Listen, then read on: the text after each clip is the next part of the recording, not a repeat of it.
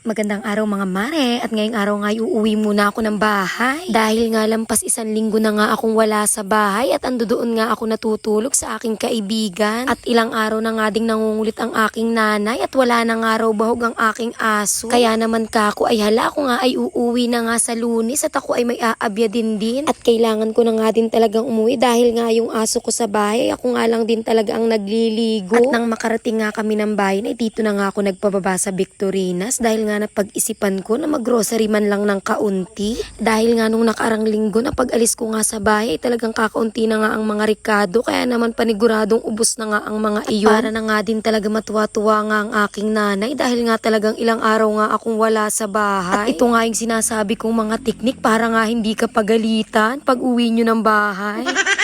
At bali dito na nga ako dumiretso sa section ng mga ricados. At syempre, toyo nga lagi ang aking inuuna at pati na nga din suka. At bali kumuha nga lang din nga ako dyan isang sachet nga ng Magic Sarap at sinamahan ko na nga din ng isang sachet nga ng Betsin. At pagkatapos ay kumuha na nga din ako ng 3 box nga ng Katol dahil nga ito ay talagang kailangan ko. Dahil nga kahit na balat mahirap itong aking balat ay talagang pag kinagat nga ng niknik ay talagang nagsusuga. At napakatagal nga din talagang mawala ng butol. At pagkatapos ay kumuha na nga din ako isang balot ng harina at saka nga ng cornstarch. At sinamahan ko na nga din pala yan ng 3 balot nga ng asin at kako nga ay baka wala na nga din sa bahay. At pagkatapos ay dito naman ako dumiretso sa section nga ng mga sabon at yan nga mare ang aking sekreto.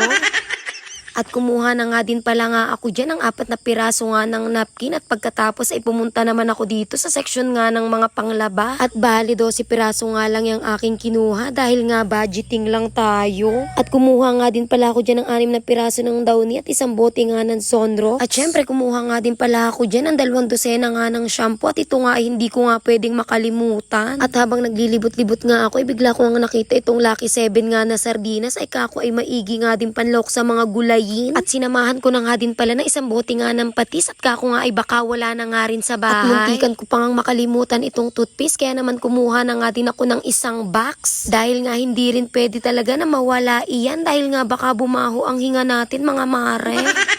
At nang matapos ko nga makuha ang aking mga kailangan ay agad-agad na nga din akong nagpakwenta. At bali nasa 1,000 nga pala ang binayaran ko dyan sa kakarampot na mga pinamili kong yaan. At nang matapos nga ako magbayad ay kako ay pakibox na nga lang ni kuya dahil nga ito ay dadaanan ko na lamang dahil nga ako may pupuntahan pa. At pagkalabas-labas ko nga ng Victorinas ay agad-agad ko na nga binuksan itong payong para maglakad. Dahil nga malapit lang naman ang aking pupuntahan ay sayang pa ang 10 piso. At saka nga 9:00 pa lamang ng umaga yan kaya hindi pa ganun masyado kainit. Bali uunahin ko nga pala nang pumunta nga dito sa PNB kaso nga ay pagdaan nga ng tricycle ay sarado pa. Kaya naman napagpasyahan ko na maggrocery na nga muna at pagdating ko nga dito ay napakahaba nga ng pila. Pero dahil nga 2 ang teller ay hindi nga ako gaano rin natagalan dito. At nang matapos nga ako dito sa bangko ay agad-agad na nga din akong naglakad papunta nga ng palengke. At syempre nilakad ko lang ulit dahil malapit lang naman. At dito nga ako nagdiretso sa bilihan ng paminta, bali 1/4 nga pala ang binili ko dyan sa halagang 90 pesos. At talagang hindi talaga ako bumibili ng kaunti dahil nga mabilis maubos. At syempre pagkatapos ay dumiretso nga ako dito sa aking kaibigan dito nga sa karnihan. At bali 1.5 buto-buto nga pala ang binigay niya sa akin dyan pero yung kalahati nun nga ay may bayad at yung kalahati nga ay bigay. Dahil nga palagi ko ang pinupus ang mga karning binebenta niya. Pagkatapos ay dito nga ako dumiretso sa bilihan nga ng bahog ng aso dahil nga wala na ring bahog yung aking aso. At yan nga yung dahilan kung bakit nga pinapauwi na ako ng nanay ko dahil nga wala na daw bahog yung aso ko at kanin na nga daw yung pinakain niya nung isang gabi.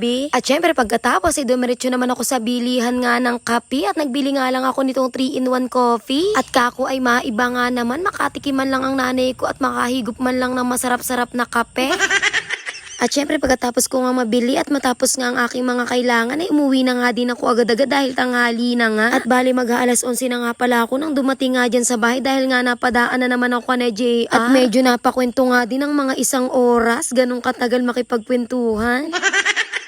At nang makarating nga ako sa bahay, itong aso ko nga ang bumugad sa akin na talagang miss na nga ako. At pag-akyat-akyat ko pa nga lang ng bahay, itong ang bahog niya ang aking inuna dahil nga nakakaawa dahil kagabi pa nga ito kumakain ng kanin. At bali binigyan ko nga lang siya dyan ng 2 dakot nga na dog food at saka nga binigyan ko rin ng tubig. At mabuti na nga laang at hindi nga naging mapili ngayon niyang aso dahil nga kapag nakakatikim yan ng ibang pagkain ay nagiging pihikan nga at ayaw na nga kainin niyang kanyang pagkain. At pagkatapos nga ay ito namang kaunting grocery ang aking inintindi at inilagay ko nga dito sa aming lagayan. At bali inayos ko nga lang pala ng bahagyayan para naman maganda-gandang tignan. At kako nga ay kahit kakaunti ay para nga naman magmukhang marami.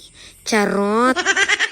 At syempre pagkatapos ay nakita ko nga ding wala ng laman nga itong aming rikaduhan kaya kako ay iriripil ko din. Dahil nga ito talaga ang sign na tumatanda ka na kapag ito na nga ang mga kaligayahan mo. Dahil nga masaya na ang aking puso kapag nga nakikita ko ang puno nga yung aming rikaduhan. At pagkatapos ay itong bote naman ng toyo ang aking nilagyan dahil nga wala na ding laman. At nang matapos nga ako sa kusina ay dumiretso na nga din ako sa aking kwarto para dito ko naman ihanay itong aking mga biniling mga shampoo. At talagang dito ko nga ito nilalagay sa aking kwarto dahil nga kapag nakakakita itong mga kapatid ko na maraming shampoo ay hindi na nga hinahanap ang mga bukas. Ay kuha na nga lang ng kuha ng bago kaya nga ang ending ay napakaraming bukas na shampoo. At syempre pagkatapos nga ay nagwalis naman ako ng kaunti dahil nga hindi ata nagwawalis ang mga tao dito. At sobrang busy ata talaga nila sa kanilang mga buhay-buhay kaya nga pati pagwawalis ay hindi na nila nagagawa.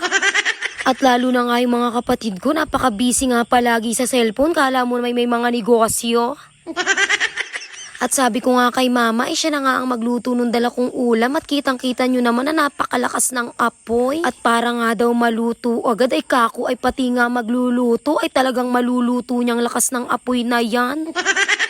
At tinanong pa nga din ako kung ano nga daw luto dito nga sa dala kong ulam. Ay kako ay inilaga na nga lang at yun nga ang masarap dito sa buto-buto. At bali nilahukan nga lang pala ni mama yan ng sitaw at ilang piraso ng talbos ng kalabaza. At nilagyan nga din pala niya ng ilang pirasong saging at ilang piraso nga ng San Fernando. At nung maluto nga ay agad-agad na nga din kaming kumain. Kaya naman kain tayo mga mare.